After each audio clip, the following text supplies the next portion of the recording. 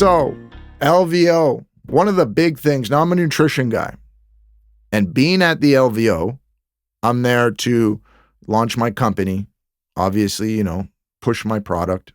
It's a good product. It's the life of the company.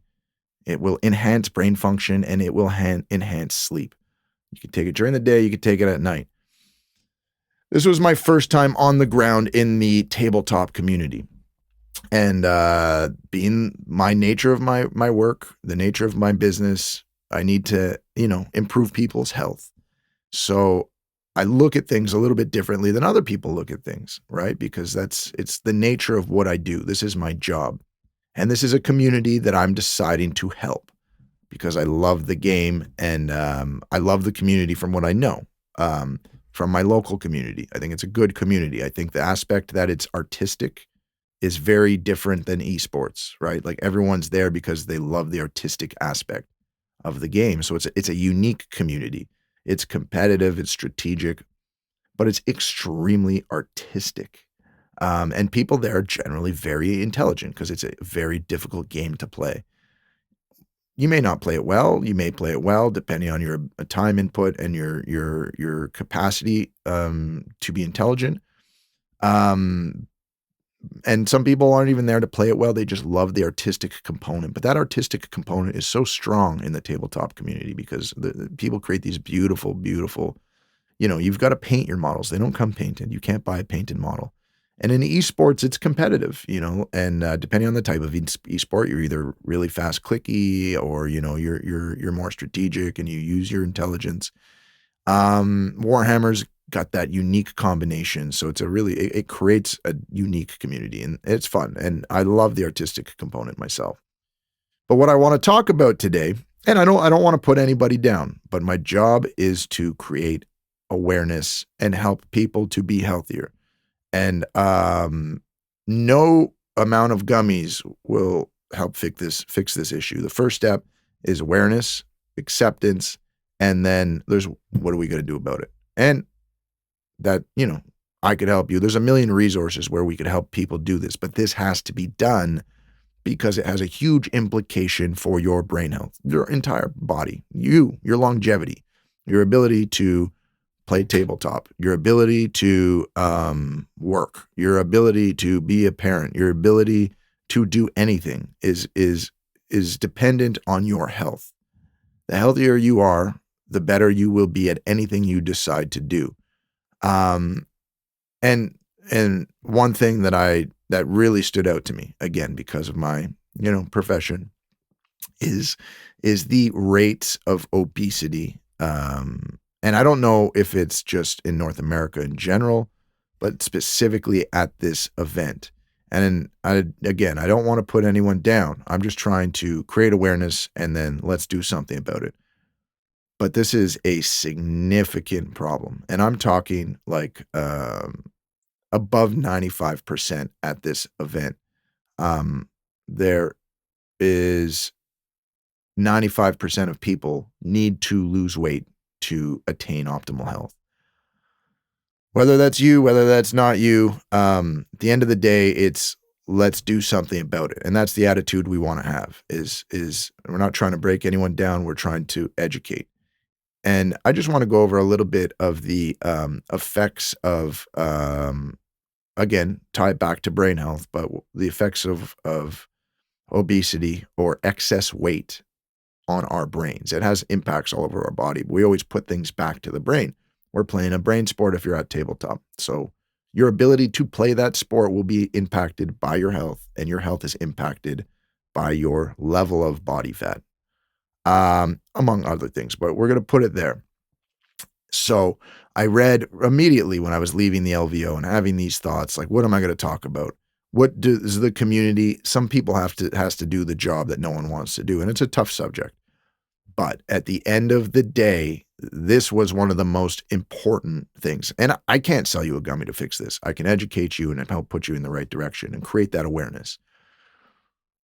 But So I was looking at, I just need a good review because I know the negative implications it has. But I looked up a good scientific review that summarized key points on the way home. And I was looking up for good ones. You look for one in a good journal with highly cited. If it's cited by hundreds of different authors, that means, generally at the academic level, that it's a high quality paper. So I looked for a good review. I went through a few different ones just to get a synopsis so we can talk about this today.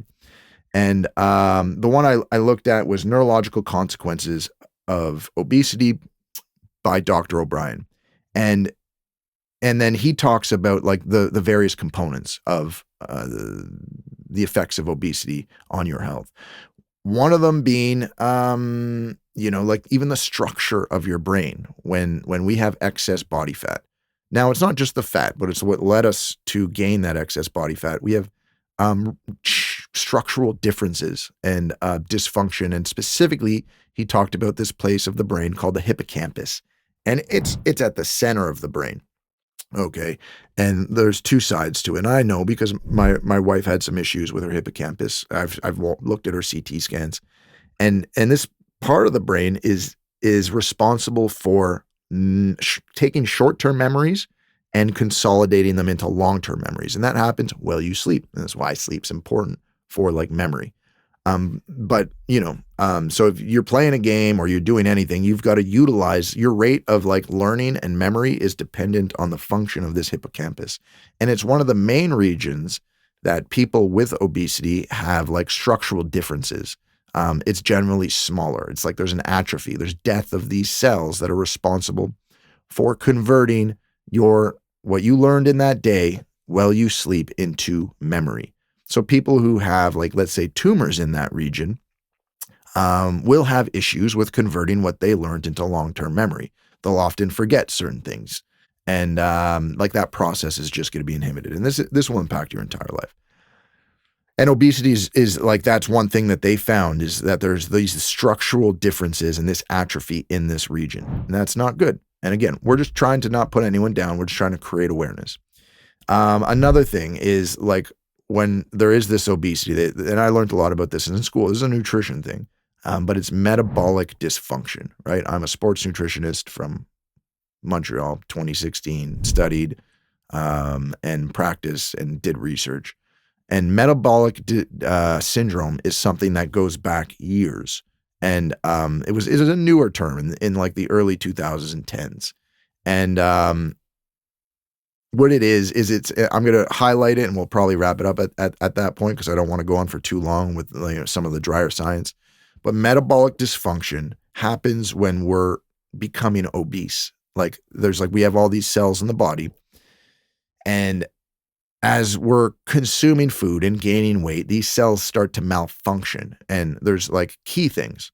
We have glucose dysregulation. The body, even though we're eating glucose, can't utilize it properly anymore. So you have insulin intolerance, and then prediabetes and diabetes. Type 2. Type 1's a different beast. But glucose dysregulation, you've just got glucose come in and your body can't utilize it, and it creates inflammation. It can feed cancer cells. It will break your eyes down. It'll break your kidneys down. And so you get this like insulin intolerance just from the accumulation of body fat over time. You've got like hyperlipidemia, which is like fats that come into the diet, and your body's got like an excess of fat coming into the body from food, an excess on the body. And then these fats just have like a hard time getting to where they need to go, and they start going to the wrong places. They start sticking to things, and our body's like a factory, and tubes shuttle everything everywhere. These tubes start caking up with fats, and then they are even thought to, compound the cells that are supposed to utilize glucose. They cake up the glucose receptors or create dysfunction. And so you get all these like fats floating around, getting into the wrong spots, into cells, not being utilized, bad fats coming from the diet. So hyperlipidemia.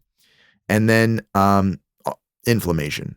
You get this hallmark of inflammation throughout the entire body. So as the body's cells start to malfunction because they can't process glucose and they can't process the excess fats, and they're floating around in excess, things start to damage. And when you get damage, you get inflammation. Inflammation, another word for inflammation, is damage. When a cell is damaged, it inflames and it's like, come help me, produce an immune response. And then you get inflammation throughout the entire body, and then nothing's working well. Your body's essentially like everything's like a red flag. And this will manifest in many different ways, in fatigue, in poor neurological function, in disease production, in anything. So that being said, I won't go further in depth, but if you are listening to this, the next course I'm going to be working on is weight loss. I'm going to create a protocol for everyone. And through my experience, I'm even testing some stuff out now. I'm going to educate you on how to do it and what you should do. And it's all going to be free. I'm going to create a course on weight loss, and I'm going to empower you guys and teach you how weight loss works. Even our next podcast will probably just be about weight loss, or it'll be a component. But weight loss, the minute you start losing weight, you're reversing the issue and you're healing. And you got to get to that healthy weight, and it will change your life. It will make you feel better than you've ever felt. No gummy, no drug, no bullshit your doctor's going to sell you, no bullshit the pharmaceutical companies are going to sell you will make you feel better than losing weight, not because you want to look good. Think about it from healing everything in your body, because that weight loss process cleans out and rebuilds everything from scratch. It empties out the excess glucose, lipids, and that's it. So we're going to go on to the next part. Get ready for the weight loss, ladies and gentlemen.